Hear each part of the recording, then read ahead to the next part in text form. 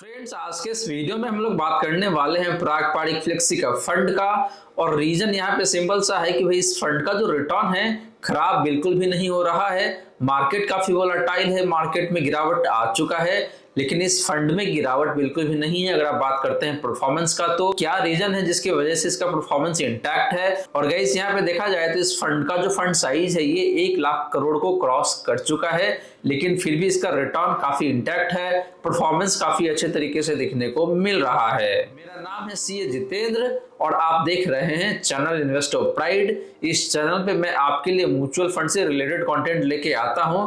तो अगर आप म्यूचुअल फंड से रिलेटेड कंटेंट को देखना चाहते हैं तो इस चैनल को फॉलो कर सकते हैं, सब्सक्राइब कर सकते हैं और इस वीडियो को लाइक भी कर सकते हैं एंड शेयर भी कर सकते हैं। गाइस, ध्यान रहे, इन्वेस्ट करने से पहले आपको खुद भी रिसर्च करना है। जरूरत पड़ने पे आप अपने फाइनेंशियल एडवाइजर से भी कंसल्ट कर सकते हैं। जो भी मैं बता रहा हूं आज के इस वीडियो में, आप इसको ब्लाइंडली ट्रस्ट नहीं कर सकते हैं, आपको अपना होमवर्क जरूर करना चाहिए। तो फ्रेंड्स, मैं बात कर रहा था कि भाई जो पराग पारिक फ्लेक्सी का फंड है इसमें गिरावट भाई क्यों नहीं आ रहा है, क्या रीजन है जिसकी वजह से मार्केट में तो गिरावट है लेकिन इस फंड में गिरावट नहीं है।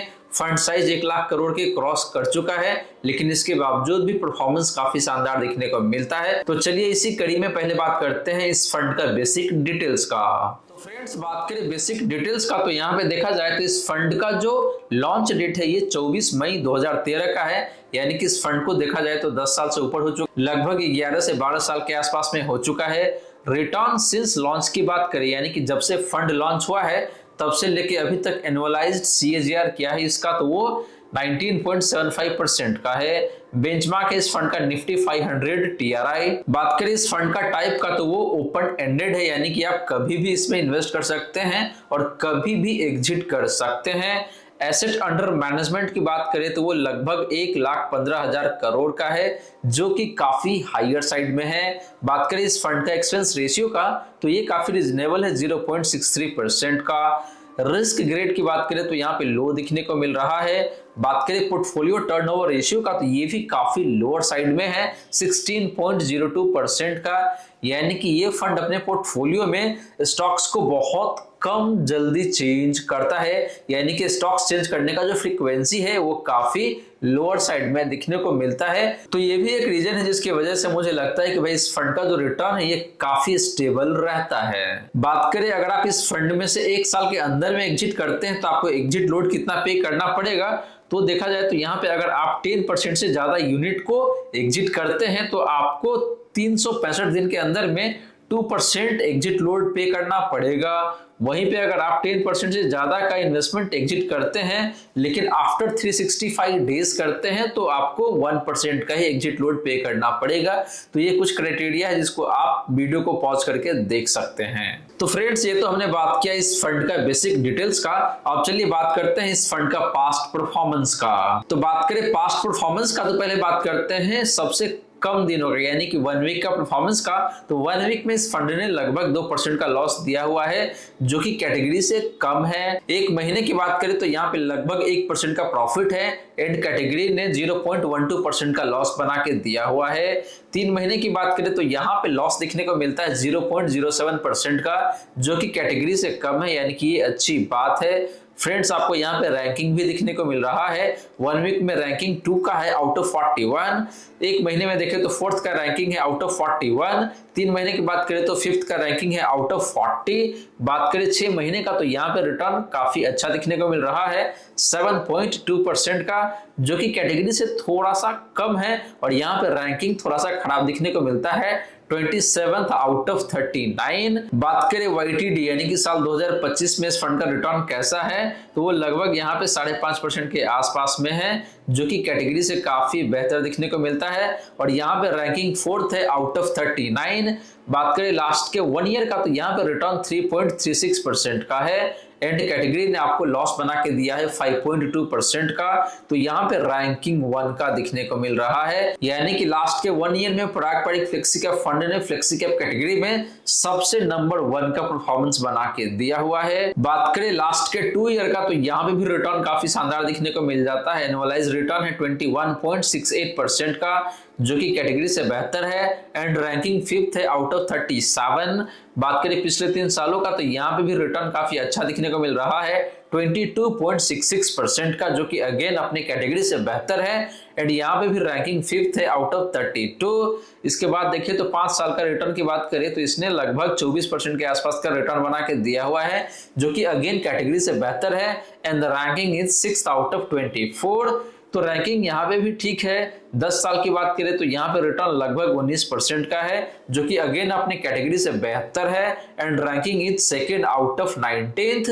एंड बात करी गई सिंस इंसेप्शन का, यानी कि फंड जब से लॉन्च हुआ था तब से लेके अभी तक का एनुअलाइज रिटर्न क्या है तो वो लगभग 20% के आसपास में है and the ranking is 9th out of 40। तो रिटर्न बहुत फैसिनेटिंग सा नहीं है हर एक टाइम फ्रेम में, लेकिन काफी कंसिस्टेंट तरीके से आपको पैसे बना के दिया हुआ है and at the same time loss भी कम बना के दिया है जब भी मार्केट में गिरावट आई है उस केस में। तो फ्रेंड्स ये तो हमने बात किया पराग पारिक फ्लेक्सी का फंड का पास्ट परफॉर्मेंस का in term of lump sum investment, लेकिन अब चलते हैं कि भाई किसी ने एसआईपी किया है तो उसका रिटर्न कैसा निकल के आता है। तो बात करें एसआईपी रिटर्न का तो लास्ट 1 ईयर का जो रिटर्न है ये 9.2% का है। 2 साल की बात करें तो यहाँ पे लगभग 14.5% का रिटर्न है। बात करें पिछले 3 सालों का तो यहाँ पे लगभग 20% के आसपास का रिटर्न दिखने को मिल रहा है। 5 साल के टाइम फ्रेम में देखें तो रिटर्न लगभग 20% के आसपास में ही है, थोड़ा सा कम है 19.76 का है।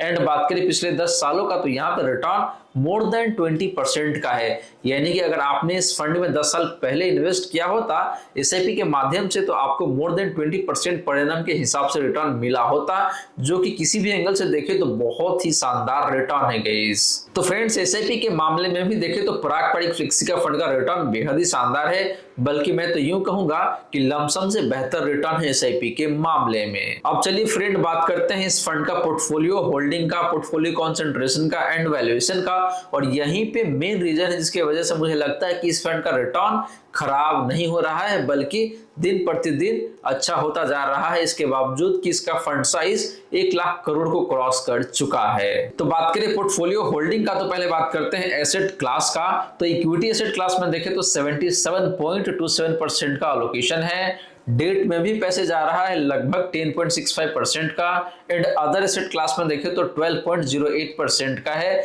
यानी कि इस फंड के पास लगभग कैश अभी 12% का पड़ा हुआ है, जो कि काफी अच्छी बात है। और इसे ये भी पता चलता है कि जब भी मार्केट में तेज गिरावट आएगी तो इस 12% पैसे को इन्वेस्ट किया जाएगा, जो कि आपका रिटर्न ज्यादा बनाने में हेल्प कर सकता है। तो इस फंड का जो एसेट एलोकेशन है ये काफी शानदार दिखने को मिलता है, लेकिन मेन पॉइंट यहाँ पे ये कि जो इक्विटी एलोकेशन है उसमें से कहां कितना कितना पैसे जा रहा है। तो इक्विटी में देखा जाए तो इसने फॉरेन एसेट्स में, यानी कि जो फॉरेन इक्विटी है वहां पे लगभग 12% का इन्वेस्टमेंट दिखा रहा है और मेनली यूएस इक्विटी मार्केट जो है वहां पे इन्वेस्ट किया हुआ है। नेस्डैक वाले जो स्टॉक से गई वहां पे पैसे जा रहा है, तो मुझे लगता है ये एक प्रमुख कारण है जिसकी वजह से इस फंड का रिटर्न खराब नहीं होता है। जब भी इंडियन मार्केट खराब होता है तो इसका जो काउंटर पार्ट है, यानी कि जो यूएस का मार्केट है वहां पे परफॉर्मेंस बेहतर रहता है।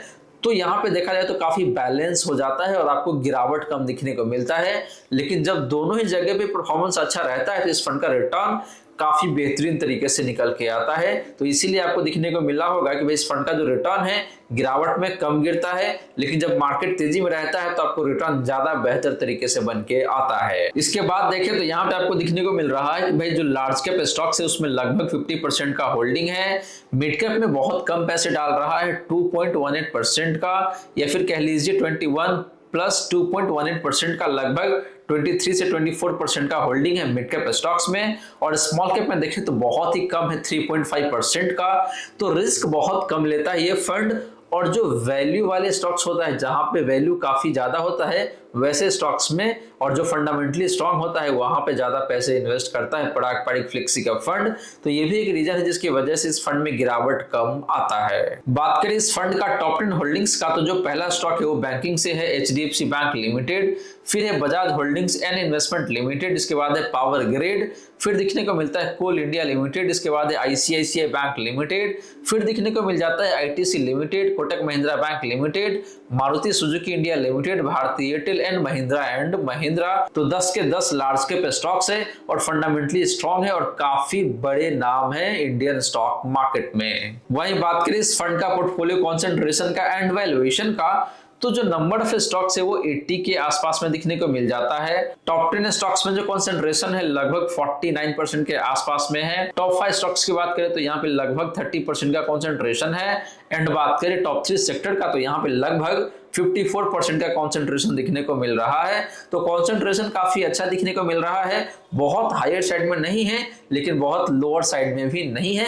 तो काफी रिजनेबल कंसंट्रेशन है। वहीं बात करी गई जिस फंड का पोर्टफोलियो वैल्यूएशन का, तो जो price to book value ratio है ये 3.3 टाइम्स का है, जो कि काफी रिजनेबल है, लोअर साइड में है। एंड बात करें प्राइस टू अर्निंग रेशियो का, तो ये भी काफी शानदार है, 17.8 टाइम्स का, which is lower than 20 times. और 20 के नीचे जितने भी प्राइस टू अर्निंग रेशियो होता है गाइस वो काफी शानदार माना जाता है। तो वैल्यूएशन काफी सुपर्ब है पराग पारिक फ्लेक्सी का फंड का, और तभी ये फंड आपको ज्यादा बेहतर तरीके से परफॉर्म करके दे पाता है। तो फ्रेंड्स, ये तो हमने बात किया पराग पारिक फ्लेक्सी का फंड का पोर्टफोलियो होल्डिंग का, पोर्टफोलियो कंसंट्रेशन का एंड वैल्यूएशन का। अब चलिए बात करते हैं इस फंड का रिस्क रेशियोस का, यानी कि ये फंड कितना ज्यादा रिस्की हो सकता है आने वाले टाइम में, तो इस पे बात कर लेते हैं। तो बात करें रिस्क रेशियोस का, तो पहले बात कर लेते हैं यहाँ पे स्टैंडर्ड डिवीजन का।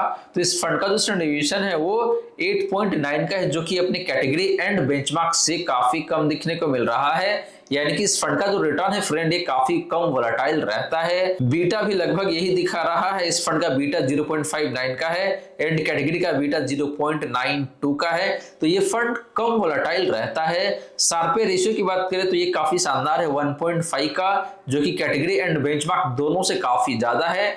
यानी कि इस फंड का रिस्क एडजस्टेड रिटर्न ज्यादा बेहतर निकल के आता है। कहने का मतलब ये है कि ये फंड जितना रिस्क लेता है उसके कंपैरिजन में आपको रिटर्न ज्यादा बेहतर तरीके से बना के देता है। लास्टली बात करें इस फंड का अल्फा का, तो वो लगभग 8.5% का है। यानी कि पिछले 3 साल के टाइम फ्रेम में इस फंड ने अपने बेंचमार्क इंडेक्स को लगभग 8.5% से बीट किया है, एंड कैटेगरी ने लगभग 2% से ही बीट किया है।